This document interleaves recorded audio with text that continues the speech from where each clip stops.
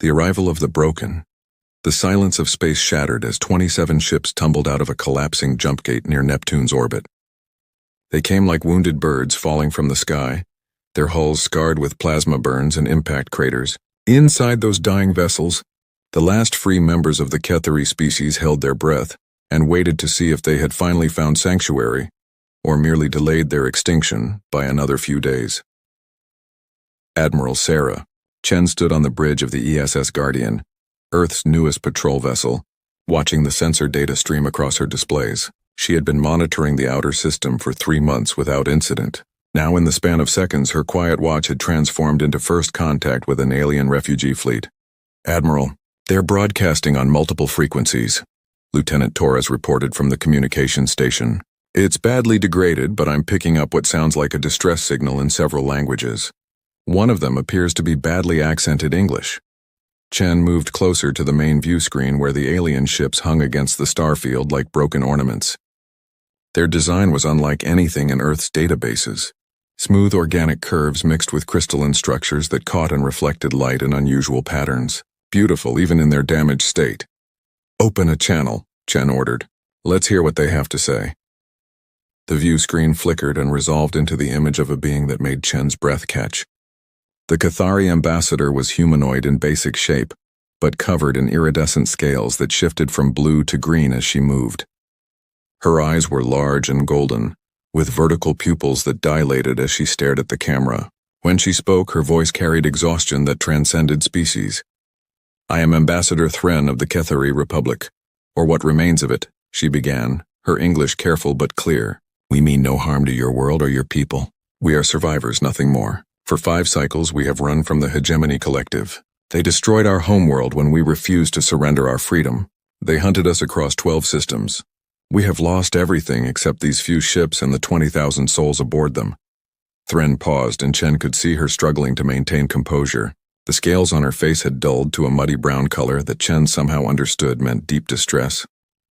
"We studied your broadcasts as we approached," Thren continued. "We know Earth is young to space travel. We know you have no obligation to help us, but we are desperate. Our engines are failing. Our food supplies are nearly gone. Half our people are sick or injured. We ask only for temporary shelter, a place to rest and repair before we continue running. We will share what little technology we can offer as payment. Please, we have nowhere else to go." The transmission ended, leaving Chen's bridge in silence. Every officer was looking at her, waiting for orders. Chen knew this moment would define not just her career, but possibly humanity's future among the stars. First contact protocols were clear about quarantine and assessment, but those protocols hadn't been written with dying refugees in mind. "Lieutenant Torres, connect me with Earth Command," Chen said. "Priority 1, and dispatch our medical frigate to stand by. Whatever Earth decides, those people need help." The debate on Earth lasted 18 hours. In government buildings from Beijing to Washington, from London to New Delhi, leaders argued about the risks and responsibilities. Some feared bringing an alien conflict to Earth's doorstep. Others worried about diseases or technological incompatibilities. But louder voices spoke of humanity's moral obligations and the opportunity to define what kind of species humans would be among the stars. Resident Elena Rodriguez cast the deciding vote in the United Nations emergency session. "Throughout our history," she said, standing before the assembly, "humanity's greatest moments have come when we chose compassion over fear. When we chose to help rather than turn away. Today we have the chance to show the universe who we really are. I vote yes." The vote was unanimous within minutes. When Admiral Chen delivered the news to Ambassador Thren, the Kethari leader's scales flashed through a rainbow of colors before settling on a warm gold. She made a gesture that Chen would later learn was the Kethari equivalent of crying. "You have saved us," Thren whispered. "How can we ever repay such kindness?" "You don't," Chen replied simply. "You just pass it on someday when you can." What followed exceeded every expectation the Kethari had dared to hold. Earth didn't just offer them a place to dock their ships. Within hours of the decision, humanity mobilized on a scale typically reserved for natural disasters or war efforts. But this time, the mobilization was for creation, not destruction. Cargo ships launched from Earth's orbital stations, their holds packed with food, medical supplies, and construction equipment. Engineers who had been designing Mars habitats suddenly found their blueprints being modified for Cathari physiology. Doctors and xenobiologists worked through the night studying the medical data Thren provided, developing treatment protocols for injuries and illnesses they had never seen before. Luna Colony 7 had been humanity's most ambitious construction project. A massive dome crater on the far side of the moon, it was meant to house 100,000 human colonists. The project had stalled 5 years ago due to budget constraints, leaving it 3/4 complete but empty. Now, in humanity's first act of interstellar kindness, Earth's governments unanimously voted to give it to the Cathari. Captain Michael Harrison led the construction crew that would make Luna 7 habitable for its new residents. He met Ambassador Thren in person when she came aboard the human station to coordinate the modifications. The Cathari was taller than she had appeared on screen, nearly 7 feet, and moved with a fluid grace despite her obvious exhaustion. "Captain Harrison," Thren said, studying the habitat blueprints, "this structure is magnificent. But surely your people need it for themselves?" Harrison shrugged with a smile. "We've got a whole planet down there, Ambassador. You need this more than we do right now. Besides, my crews have been itching for a real challenge. Retrofitting this place for your people, that's the kind of project engineers dream about." Over the following weeks, Harrison's crews worked miracles. They discovered that Cathari needed higher humidity than humans, so they installed atmospheric processors throughout the colony. When they learned that Cathari eyes were sensitive to certain light spectrums, they replaced every lighting fixture with adjustable arrays. The Cathari young needed specific minerals in their water that were toxic to humans, so the engineers built separate water treatment facilities. But it wasn't just the practical modifications that touched the Cathari. Human crews installed art galleries for the Cathari cultural treasures that had survived their exodus. They built gardens with earth plants that happened to thrive in the same conditions the Cathari preferred. They even constructed what Harrison called memory walls, where the Cathari could mount displays about their lost homeworld. Dr. James Park led the medical relief efforts. He worked directly with Cathari healers, learning their biology with the enthusiasm of a student. When he discovered that a common Earth antibiotic could be modified to treat a respiratory infection killing Cathari children, he had Earth's pharmaceutical companies producing it within days. No patents, no profits, just help freely given. "Your people are remarkable," Thren told Park one day as they watched human and Cathari medical staff working side by side. "We have encountered 12 spacefaring species in our travels. None would have done what you were doing." Park looked uncomfortable with the praise. "We just remember what it's like to be desperate," he said quietly. Human history is full of times when people needed help. We learned that sometimes the only thing that matters is being kind. The Cathari refugees began moving into Luna 7 after 6 weeks of modifications. For the first time in 5 years, they had homes instead of cramped ship quarters. Children who had never known anything but recycled air and metal walls suddenly had parks to play in. Artists who had thought they would never create again found human-supplied materials waiting for them. The integration wasn't without challenges. Cathari and humans had different social customs that sometimes caused confusion. The Cathari's natural bioluminescence interfered with some human equipment. Their music, which used frequencies humans couldn't hear, required special dampening fields to prevent headaches among human workers. But for every problem, humans and Cathari worked together to find solutions. Human children and Cathari young played together in specially designed playgrounds. Human chefs learned to prepare Cathari cuisine, while Cathari artists taught humans their light sculpture techniques. Luna 7 became not just a refugee camp but a thriving colony, where two species learned to live in harmony. Ambassador Thren stood with Admiral Chen in the observation deck of Luna 7, looking down at Earth below. The blue marble hung in space, peaceful and beautiful. "Your world is precious," Thren said softly. "We had something similar once. Blue oceans, green forests, clouds that painted patterns across the sky." "You'll have that again," Chen replied. "Maybe not the same world, but someday, somewhere, the Cathari will have a home that's truly yours." Thren's scales shifted to a deep purple shade that Chen had learned meant profound gratitude. "You have given us more than shelter, Admiral. You have given us hope, but I fear we have also brought danger to your door. The hegemony does not forgive. They do not forget. They will come." Chen nodded slowly. She had been expecting this conversation. "We know. Our long-range sensors have detected unusual subspace signatures moving in this direction. Earth's governments have been quietly preparing. You could still ask us to leave, Thren offered, though Chen could see how much the words cost her. The hegemony might ignore Earth if we were gone.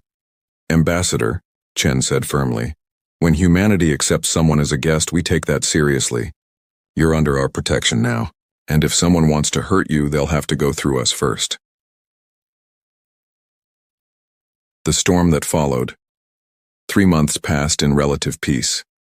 Luna 7 flourished as Cathari refugees transformed from desperate survivors into a thriving community. Their children attended schools where human teachers worked alongside Cathari educators. Their engineers collaborated with human scientists, sharing knowledge that advanced both species' understanding of the universe. For a brief, shining moment, it seemed like the story might have a peaceful ending. The illusion shattered. On a Tuesday morning when every detection station, from Mars to Pluto, started screaming alert simultaneously.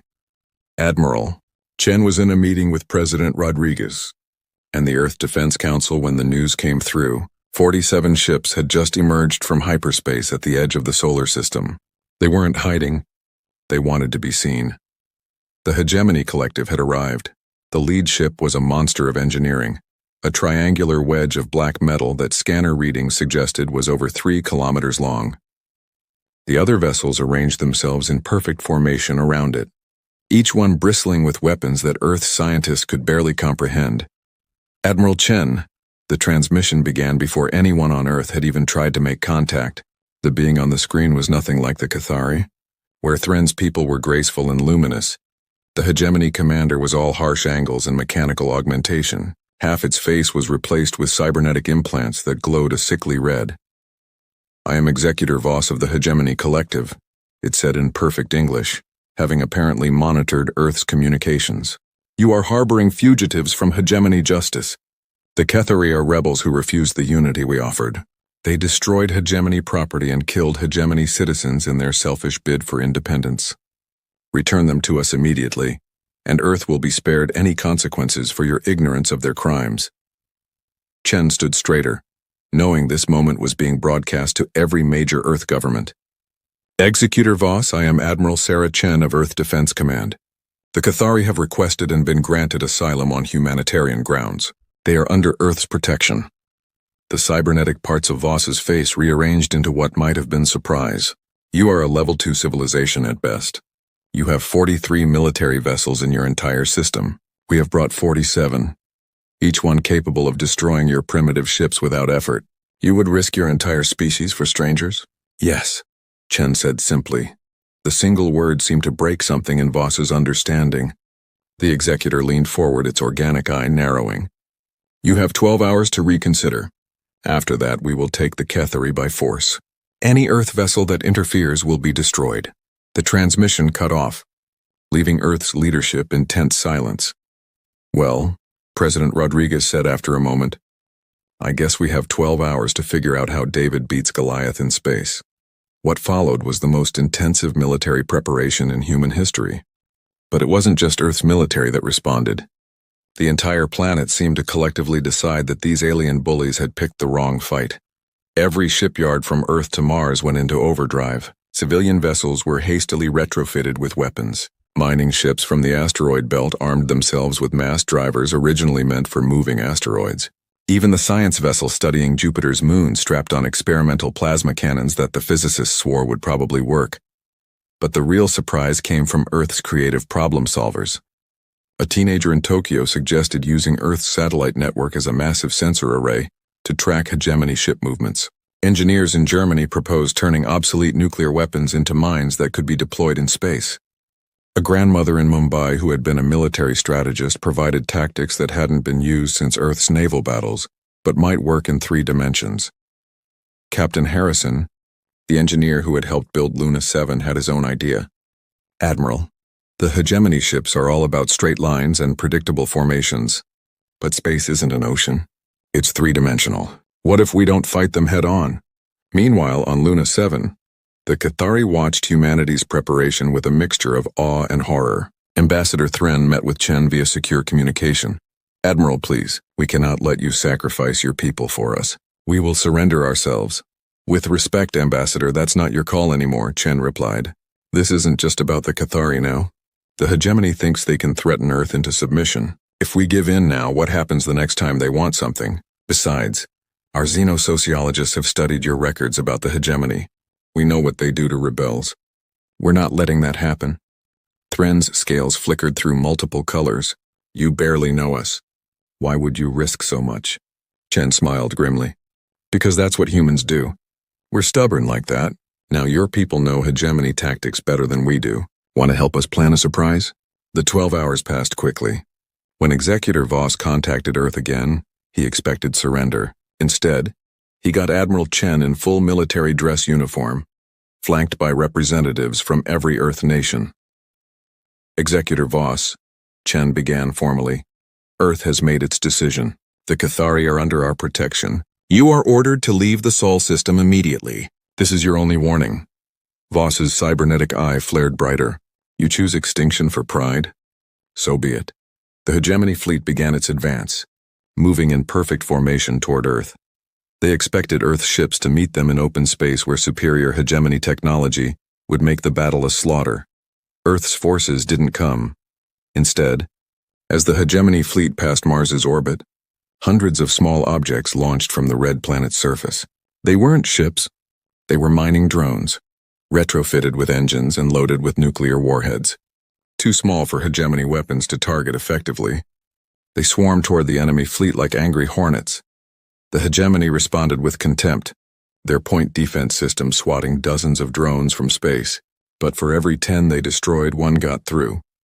The explosions were pinpricks against their shields, but they were constant, draining, annoying. Then came the second surprise. Earth's communication satellites, over 3,000 of them, suddenly went active with massive electromagnetic pulses. Individually weak, together they created a storm of interference that scrambled hegemony sensors.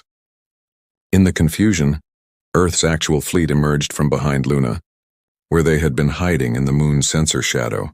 But the real shock came from the Cathari themselves. Executor Voss, Ambassador Thren's voice cut through the chaos on all channels. You hunted us because we would not submit. You destroyed our world because we chose freedom. But you made one mistake. You taught us how you think. The Cathari ships, those battered refugees' vessels that had limped into Earth's system, suddenly came alive with energy signatures the hegemony recognized too late. The refugees had spent 3 months not just recovering but upgrading their vessels with human creativity and Cathari knowledge. You always attack in formation, Thren continued as Cathari ships dove into the hegemony fleet from unexpected angles. You always assume superior force means victory. But humans taught us something new. They taught us that determination matters more than power. The battle was chaos incarnate. Hegemony ships found themselves fighting on multiple fronts. Earth vessels struck and retreated, using guerrilla tactics that no spacefaring civilization had ever tried before. Cathari ships, knowing exactly where hegemony vessels were vulnerable, struck with surgical precision. Mining drones continued their relentless assault. The massive hegemony command ship tried to restore order, its weapons carving through space with terrifying power. 2 Earth frigates were vaporized in seconds. A Cathari vessel was cut in half. But for every ship the hegemony destroyed, 3 more seemed to take its place, attacking from different angles, never staying still long enough to target. Then Captain Harrison's secret project revealed itself. The old space station that Earth had been supposedly decommissioning wasn't being scrapped. It had been turned into humanity's largest mass driver, a railgun the size of a building. It had been quietly moved to a Lagrange point where it was hidden from sensors. Now it spoke with thunder. The projectile it fired was simple tungsten. No explosives, no sophistication. Just a 50-ton rod of metal accelerated to a significant fraction of the speed of light. The hegemony command ship's shields were designed for energy weapons and missiles. They were not designed for pure kinetic impact. The rod punched through the command ship's shields like tissue paper, entering near the bow and exiting through the engines. Secondary explosions rippled through the vessel as systems failed catastrophically. Executor Voss, Admiral Chen's voice rang out across all channels. Your command ship is crippled. Half your fleet is damaged or destroyed. You have lost. Withdraw now and we will allow you to collect your survivors. Continue fighting and we will finish what you started. For a long moment, space held its breath. Then slowly, the remaining hegemony ships began to pull back. They collected escape pods from destroyed vessels. Maintaining defensive formations but no longer attacking, Executor Voss appeared on screen one final time. Half his cybernetic face was sparking, and his organic eye showed something that might have been respect. "You are not what we calculated," he said to Chen. "The collective will remember this." "Good," Chen replied. "Remember that Earth protects those under its care. Remember that humanity doesn't abandon its friends. And remember that we're just getting started out here." The hegemony fleet limped out of the solar system, leaving behind the wreckage of a battle that would echo across the galaxy. The impossible had happened. A Level 2 civilization had defeated a significant hegemony force. In the aftermath, as Earth's ships returned and damages were assessed, Ambassador Thren stood with Admiral Chen aboard the Guardian, looking out at the debris field that marked humanity's first interstellar battle. 17 human ships lost, Chen said quietly. 342 brave souls who died protecting strangers. "Not strangers," Thren corrected, her scale shifting to deep blue of mourning. "Family, that is what your people have taught us. When someone stands with you against the darkness, they become family." Earth's victory sent shockwaves through known space. Within months, 3 other species seeking refuge from various threats approached Earth for protection. The young world that had barely reached the stars had announced itself as a power that valued justice over fear, compassion over calculation. Luna 7 became a symbol of something new in the galaxy. Humans and Cathari working together had achieved something neither could have done alone. Their children grew up together, learning each other's languages and customs. Their scientists collaborated on technologies that merged human creativity with Cathari knowledge. 5 years later, when the Cathari had recovered enough to stand on their own, Ambassador Thren made an announcement that surprised no one who had been watching. "We have been offered worlds by other species, places where the Cathari could rebuild in isolation," she said at a joint Earth-Cathari Council meeting. "But Earth gave us more than shelter. You gave us hope. You gave us family. You showed us that strength comes not from standing alone, but from standing together. If Earth will have us, the Cathari would like to make the Sol system our permanent home." The vote was unanimous. In the archives of galactic history, scholars would mark this moment as the beginning of the Terran Alliance, a partnership that would eventually grow to challenge the old orders of power.